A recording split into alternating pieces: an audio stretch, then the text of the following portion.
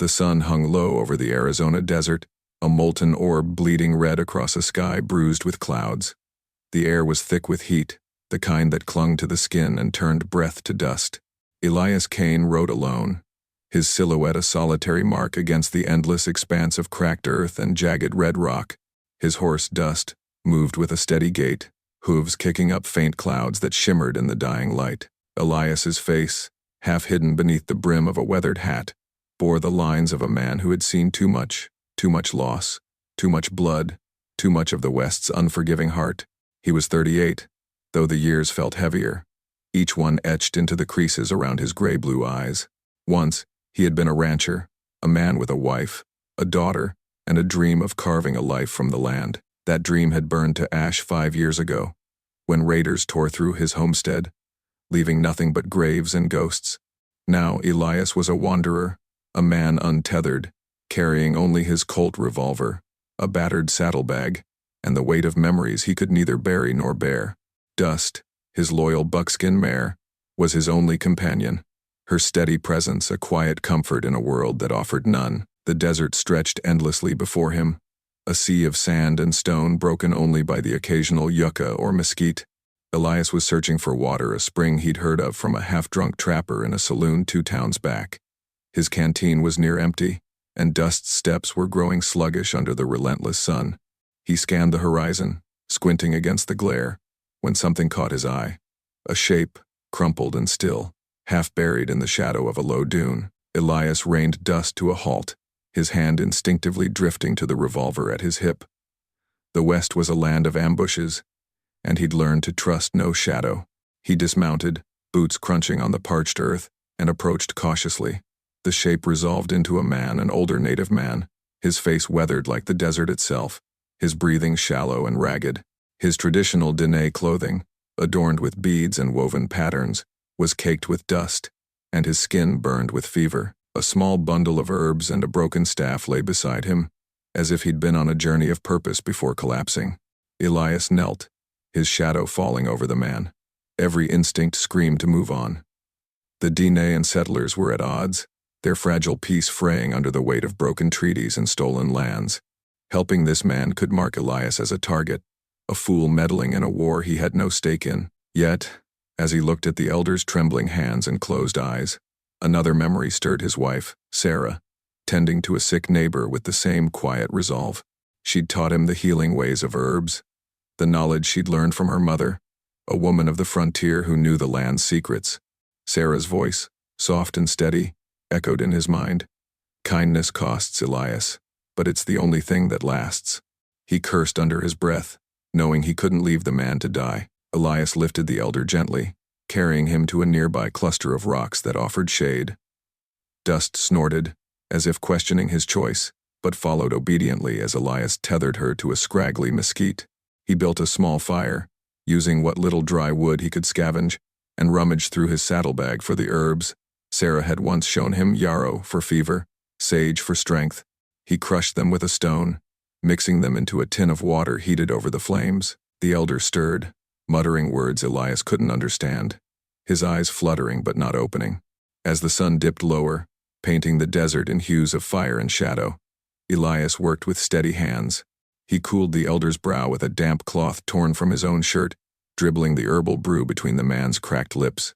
The act felt like a betrayal of his own survival, a reckless choice in a land where trust was a luxury. Yet, as the stars began to prick the sky, the elder's breathing steadied, his fever breaking like a storm passing. Elias sat back, exhaustion settling into his bones, and watched the man's chest rise and fall.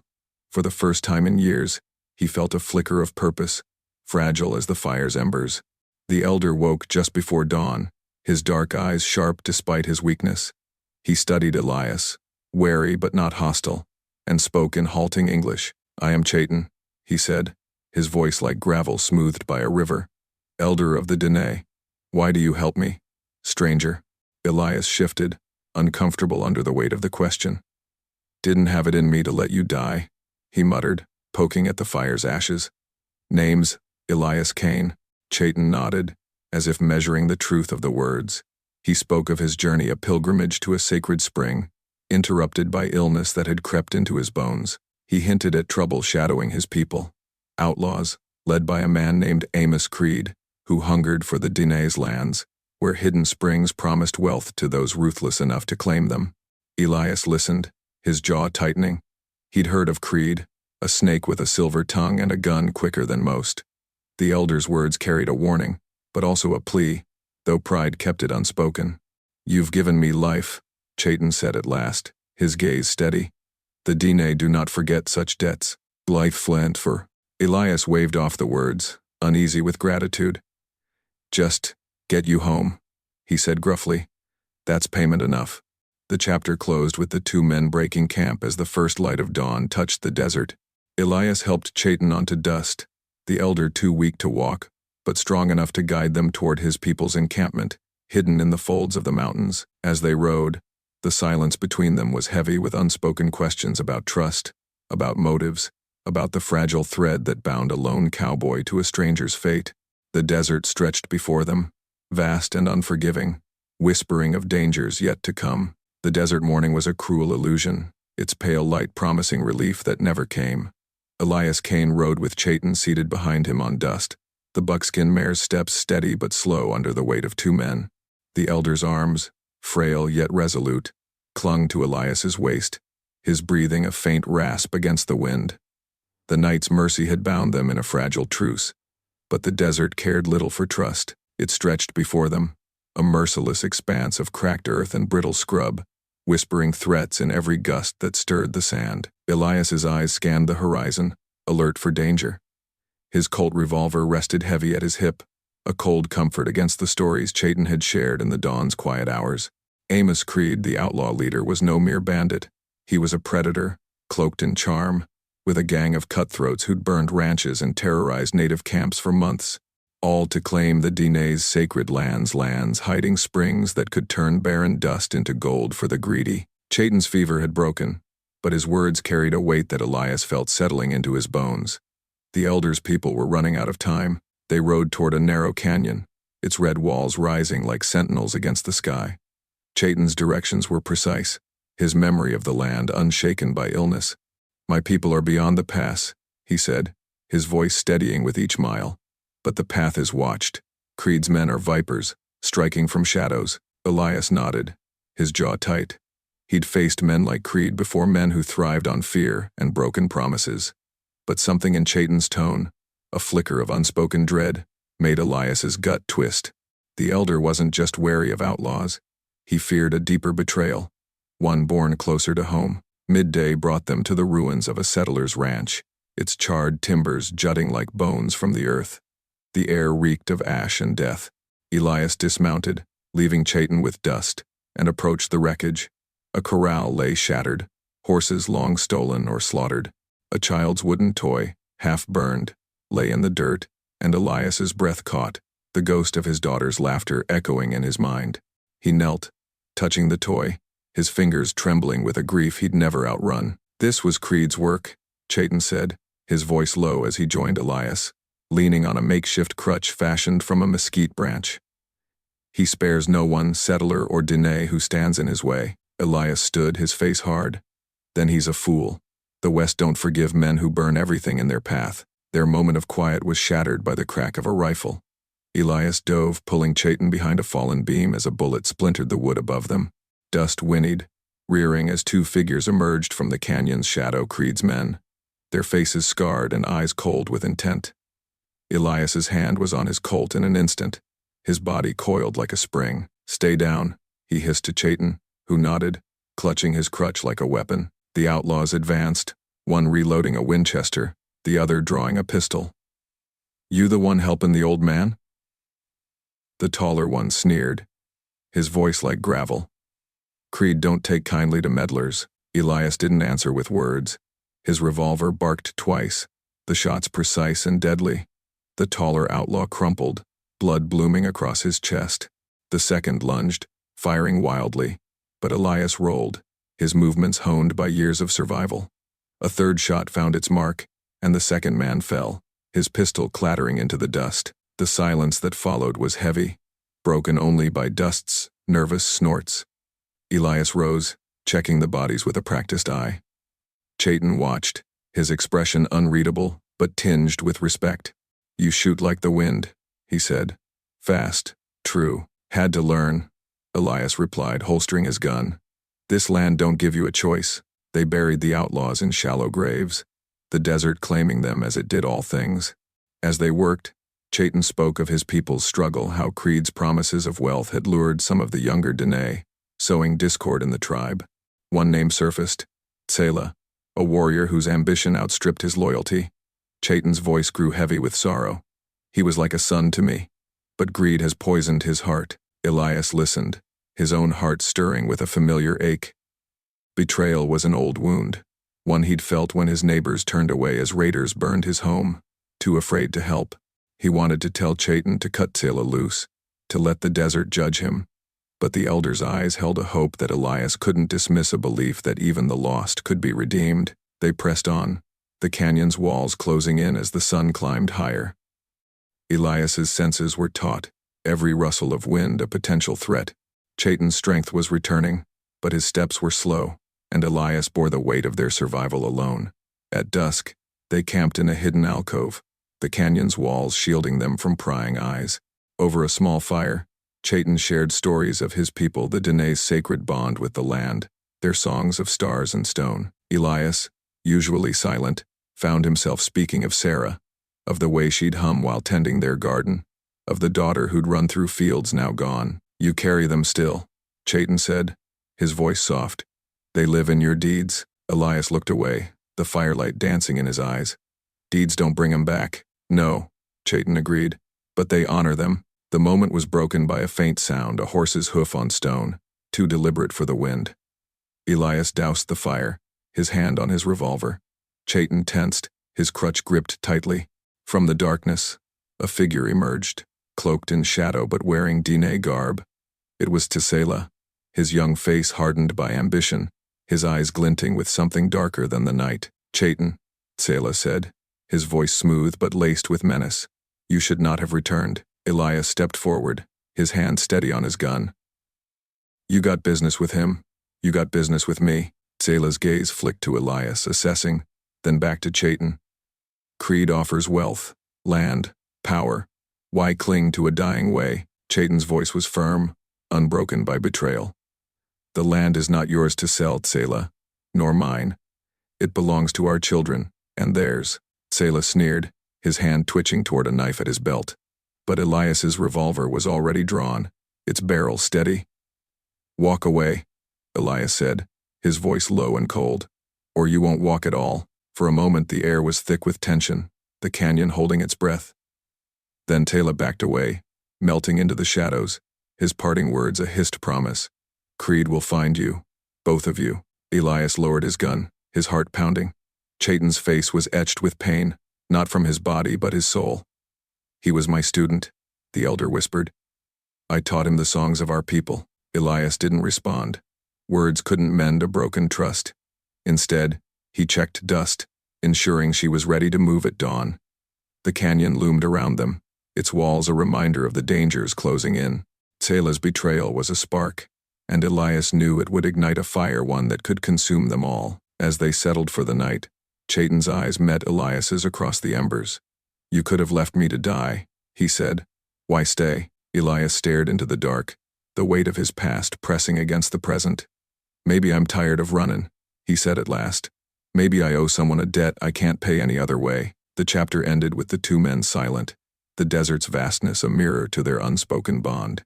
Ahead lay the Dene encampment, but also Creed's wrath and Tsela's treachery. The path was narrowing, and Elias knew the West would demand a price for their survival. The canyon's red walls loomed like silent judges as Elias Kane and Chayton pressed onward, the dawn light casting long shadows across the parched earth. Dust, the buckskin mare, snorted softly, her hooves steady despite the uneven ground. Elias rode with one hand on the reins, the other resting near his colt, his eyes scanning the horizon for any sign of Tsela or Creed's men. The sting of the young warrior's betrayal lingered in the air, as heavy as the heat that pressed against them. Chayton, seated behind, was stronger now, his fever gone, but his silence spoke of a deeper wound, one carved by Tsela's treachery. The desert was a merciless foe, its beauty a lie that masked its cruelty. By midday, The sky churned with a brewing storm, clouds the color of iron rolling in from the west. Elias felt the air shift, thick with the promise of chaos. "Storm's comin'," he muttered, glancing at Chayton. "We need shelter." Chayton's gaze followed the clouds, his weathered face unreadable. "The desert tests us," he said. "It spares no one, not even the righteous." Elias grunted, urging Dust toward a narrow ravine, where an overhang of rock offered some protection. The wind began to howl, whipping sand into their faces, stinging like 1,000 needles. Elias tethered Dust to a jagged outcrop, then helped Chayton down, the elder's movements slow but deliberate. They crouched beneath the overhang, the world beyond dissolving into a maelstrom of dust and fury. The storm's roar was a living thing, drowning out thought, forcing Elias to confront the silence within himself. As the sand battered the rock above, Chayton spoke, his voice steady against the chaos. "You carry a burden, Elias Kane. Not just the loss of your kin, but the guilt of surviving." Elias's jaw tightened, his eyes fixed on the swirling sand. He'd shared scraps of his past with Chayton, his wife Sarah, his daughter Lila, the raid that took them, but the elder's words cut deeper, exposing a truth he'd buried. "Ain't much to say," he replied, his voice rough. "I failed him. That's all there is." Chayton shook his head, his dark eyes piercing. "The land takes, but it also gives. You saved me, a stranger. That is no small thing." Elias looked away, the elder's words stirring something he wasn't ready to face. He thought of Sarah's hands, gentle as they worked herbs into medicine, and Lila's laughter, bright as the sun. He'd vowed never to care again, to let the West grind him down to nothing. Yet here he was, tethered to a man he barely knew, risking his life for a cause that wasn't his. The storm raged on, as if the desert itself demanded he choose run or fight. When the winds finally died, the world was reborn in eerie calm. The sand settled like a shroud over the canyon. Elias and Chayton emerged, Dust shaking her mane as if to curse the storm. They pressed on, the path to the Dine encampment growing clearer with each mile. By dusk, they reached the edge of a high mesa, where the flickering lights of campfires glowed below. The Dine camp nestled in a valley, its hogans and tents blending with the earth, a testament to a people rooted in the land's heartbeat. As they descended, Elias felt eyes upon them, watchful, wary. Warriors stepped from the shadows, their faces painted with suspicion, hands gripping bows and rifles. Chayton raised a hand, his voice carrying authority despite his frailty. "This man saved me," he declared. "Elias Kane walks with us." The warriors parted, but their gazes lingered on Elias, heavy with distrust. He kept his hand near his Colt, his posture relaxed, but ready. The camp was alive with quiet activity, women tending fires, children peering curiously from behind woven blankets. An elder woman, her face lined with wisdom, embraced Chayton, tears in her eyes. She introduced herself as Neol, Chayton's sister, and offered Elias water and cornbread, a gesture of gratitude that felt like a fragile bridge. But the peace was short-lived. As night fell, hoofbeats thundered in the distance, followed by shouts and the crack of gunfire. Elias drew his revolver, instincts flaring. "Creed's men," he growled, pulling Chayton behind a hogan. The camp erupted into chaos as a dozen outlaws stormed in, torches blazing, their laughter cruel. Tsela rode among them, his Dene garb a mockery of his heritage, his eyes gleaming with ambition. Elias's heart pounded as he took cover, firing precise shots that dropped two outlaws before they could reach the camp's heart. The Dene warriors fought back, arrows and bullets cutting through the night, but they were outnumbered. Elias saw a young girl, Awi, Chayton's granddaughter, flee toward a tent, only to be grabbed by an outlaw. Without thinking, Elias charged, tackling the man and driving a fist into his jaw. Awi scrambled free, her eyes wide with fear. "Get to safety," Elias shouted, turning to face another attacker. His revolver barked, and the outlaw fell, but a grazing bullet seared Elias's shoulder, blood soaking his shirt. Pain sharpened his senses, and he fought on, his movements a dance of survival, honed by years in the West. Chayton, armed only with his crutch, stood defiant, rallying his people with words that carried over the chaos. "We are the Dine. This land is ours." His voice was a beacon, and the warriors fought harder, driving the outlaws back. Tsela, seeing the tide turn, hesitated, his gaze locking with Chayton's. For a moment, Elias thought the young warrior might falter, but Selah wheeled his horse and fled, leaving his men to scatter into the night. The camp fell silent, save for the crackle of dying fires and the moans of the wounded. Elias slumped against a hogan, clutching his shoulder, his breath ragged. Niol tended to him, her hand steady as she bound the wound with cloth. "You fought for us," she said, her voice soft but firm. "Why?" Elias met her gaze, then looked to Chayton, who stood watching, his face etched with both pride and sorrow. "Didn't have it in me to stand by," Elias said, echoing his words from the desert. "Not this time." Chayton approached, his eyes searching Elias's. "Not Selah has chosen his path," he said, his voice heavy. "But this fight is not over. Creed will come for us, for the springs, for our future." Elias nodded, the weight of his choice settling over him. He'd come to the desert a drifter, seeking nothing but survival. Now, he was bound to a people he barely understood, their struggle mirroring his own. The camp's fires burned low, casting long shadows, and Elias felt the stirrings of a purpose he thought he'd lost forever. "I'll see this through," he said, his voice steady despite the pain. "Creed won't take your land. Not while I'm breathin'." Chayton placed a hand on Elias's uninjured shoulder, a gesture heavy with trust. "Then we fight as one," he said. "For the land, for our kin." The chapter closed with the camp settling into an uneasy quiet, the stars above bearing witness to the bond forged in blood and fire. Ahead lay a reckoning with Creed, and with Selah's betrayal. But for now, Elias stood among the Diné, a stranger no longer, his heart stirred by a cause worth fighting for. The moon hung low over the Arizona desert, a pale sickle casting silver light across the jagged peaks of the mountains. Elias Kane crouched behind a boulder, his shoulder throbbing from the wound he'd taken in the camp raid, the bandage soaked with blood but holding fast. Beside him, 5 Diné warriors, their faces grim and eyes sharp, gripped rifles and bows, their breaths steady despite the weight of the coming fight. Chayton had stayed behind, his strength not yet full, but his words burned in Elias's mind. "Protect our heart, Elias. Protect Awi."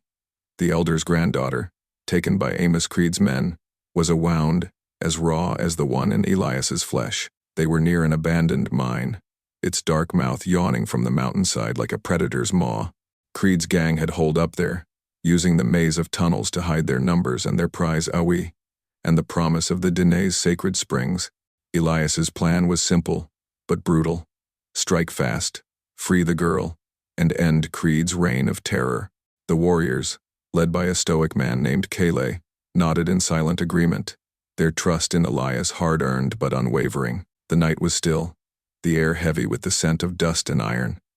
Elias signaled, and they moved like shadows, slipping through the rocks toward the mine's entrance.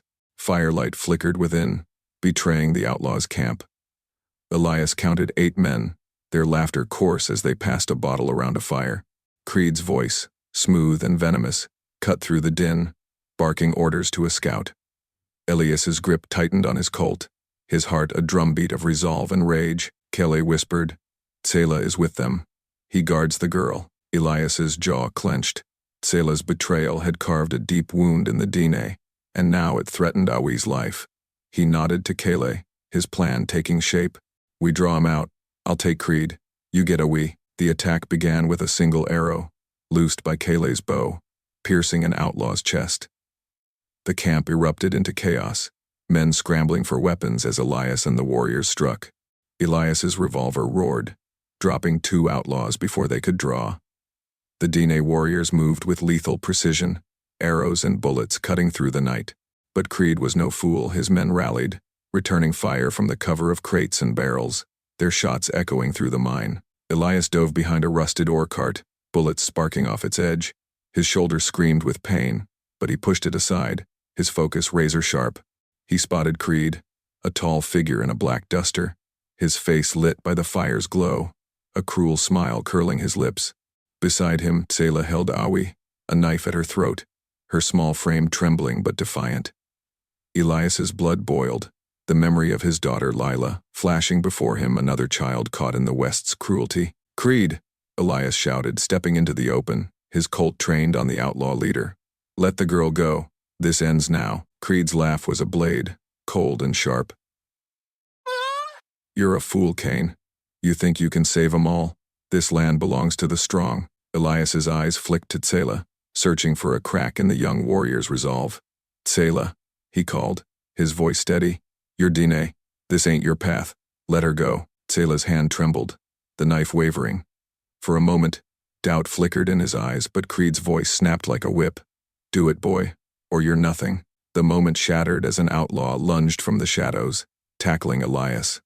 They grappled in the dirt, fists and steel flashing. Elias drove his elbow into the man's jaw, then fired a shot that ended the struggle. But the distraction cost him a bullet grazed his leg, and he stumbled, blood seeping into his boot. Kale and the warriors pressed forward, cutting down Creed's men, but the outlaw leader slipped deeper into the mine, dragging Awi with him. Tsela at his side. Elias staggered to his feet, pain a white-hot fire in his limbs. Kale, flank the entrance. He rasped. I'm going in. The mine's tunnels were a labyrinth, damp and claustrophobic, the air thick with the tang of earth and decay. Elias moved by instinct, his revolver ready, the faint cries of Awi guiding him. He found them in a cavern lit by a single lantern, its light casting grotesque shadows. Creed stood with a pistol to Awi's head, Tsela beside him, his face a mask of conflict. The truth spilled from Creed's lips, unbidden, as if he relished the cruelty. You think this is about water? A land baron pays me to clear the Dine out. Springs are just the start. This whole valley's gonna be his. Elias's heart sank, the scope of the betrayal sinking in. This wasn't just Creed's greed, it was a conspiracy, backed by men with power beyond the desert. But his focus narrowed to Awi, her eyes wide with fear but holding a spark of hope. Let her go, Creed, Elias said, his voice low, deadly. Or I end you, Creed sneered, cocking his pistol. You're bleeding out, Kane. You ain't got the strength. Elias's vision blurred, blood loss sapping his strength, but he stood firm. Try me. The cavern exploded into violence.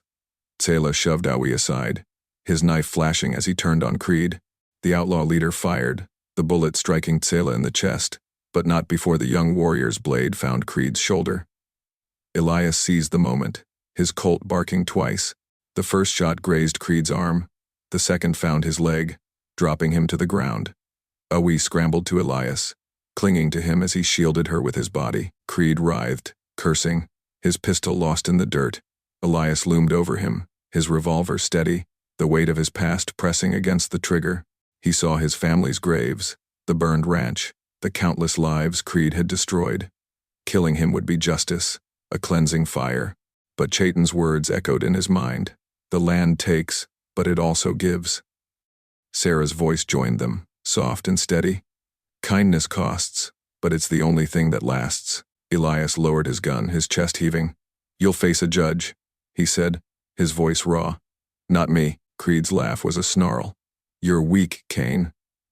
He lunged for a hidden knife, but Elias was faster, his final shot ringing out, ending the threat forever. Creed's body slumped, the lantern's light flickering across his lifeless eyes. Tsela lay nearby, blood pooling beneath him, his breath shallow. Elias knelt, Awi trembling at his side.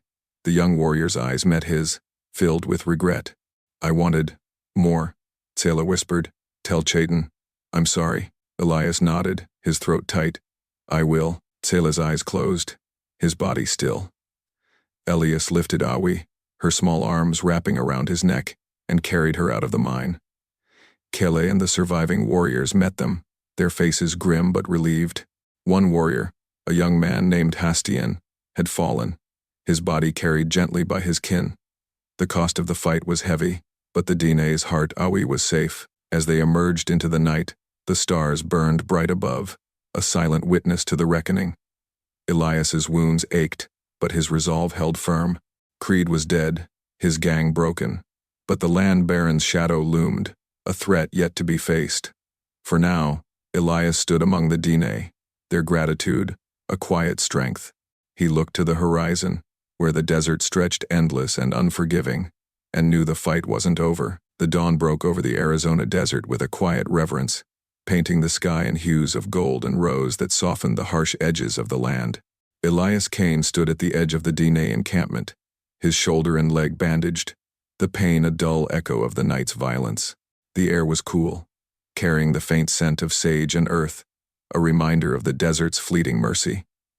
Beside him, dust snorted softly, her mane catching the first rays of light. The mine battle had left scars on his body, on the dene, on the fragile trust that had grown between them, but it had also forged something stronger, something Elias hadn't felt in years.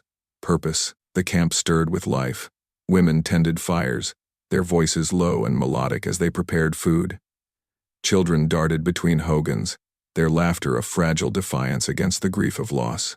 Hastian, the young warrior who had fallen, was honored in a quiet ceremony at dawn, his body wrapped in blankets and laid to rest beneath a juniper tree.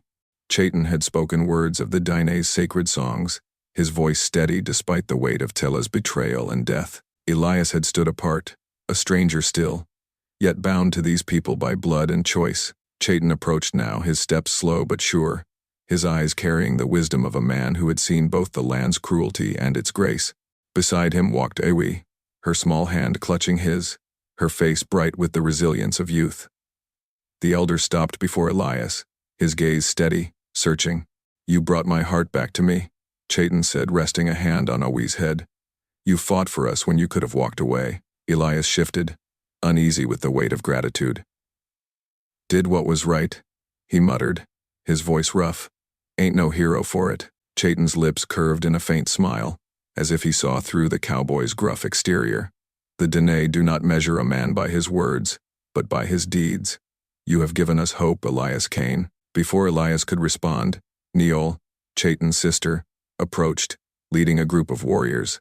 Behind them came a sight that stole Elias's breath. A herd of horses, their coats gleaming in the dawn-light mustangs, strong and wild, their manes flowing like rivers of shadow and flame.